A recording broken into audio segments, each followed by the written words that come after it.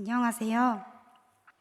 저는 청년부 여호와 일의 센터 결혼한 지 4개월 차 된 13년 차 추현미라고 합니다. 먼저 미션 체코 땅으로 저희를 인도하시고 부족한 저를 간증의 자리까지 허락해 주신 하나님께 감사드립니다. 또한 한 마음과 한 뜻으로 아낌없는 기도와 물질을 통해 보내는 선교사가 되어주신 서린교회 모든 성도님들께 감사드립니다.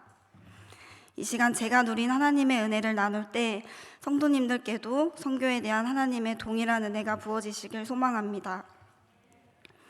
저는 미션 체코 단기 선교를 통해 믿음에 대해 생각해보는 시간을 가졌습니다. 평소 선교에 대한 마음은 있다고 하지만 생각으로만 그치고 선교적 삶을 살아내지 못하는 저였습니다. 그런 저에게 하나님은 목사님을 통해서 어떤 나라가 아닌 영혼을 품는 마음으로 선교를 지원하도록 동기부여를 해주셨습니다. 작은 순종으로 지원하게 된 미션 체코는 앞으로의 제 신앙생활에 큰 도전이 되는 단기 선교가 되었습니다. 특별히 단기 선교 기간 히브리서 큐티 말씀과 함께 종교 개혁의 역사가 있는 유럽 땅에서 믿음의 선배들의 발자취를 밟으며 저의 믿음이 얼마나 작은지를 더 느낄 수 있었습니다.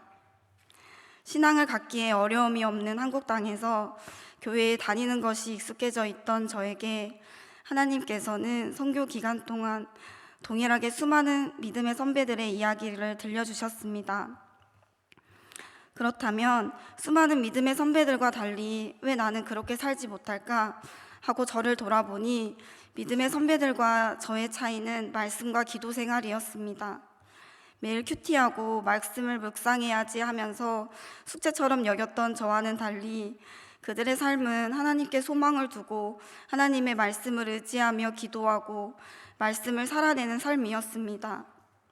거칠애가 많던 저의 신앙생활이 너무나도 부끄러웠고 선교 기간 신앙을 바로 세우는 기회를 하나님께서 허락해 주시는 것처럼 느껴져 너무나도 감사했습니다.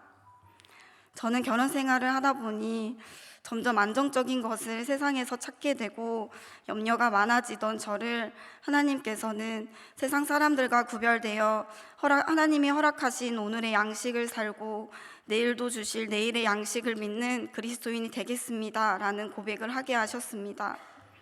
그리고 이제는 주신 은혜를 기억하고 미션 코리아로 한국에서 나의 삶의 자리에서 어떻게 복음을 살아낼 것인가에 대한 3가지 결단을 하게 되었습니다. 먼저는 모든 믿음의 선배들이 삶이 그랬듯이 믿음 생활의 기초를 말씀과 기도로 다시 바로 세우는 일을 실천할 것입니다. 말씀과 기도가 끊이지 않아야 주시는 은혜의 즉각적인 순종의 삶을 살아낼 수 있기 때문입니다.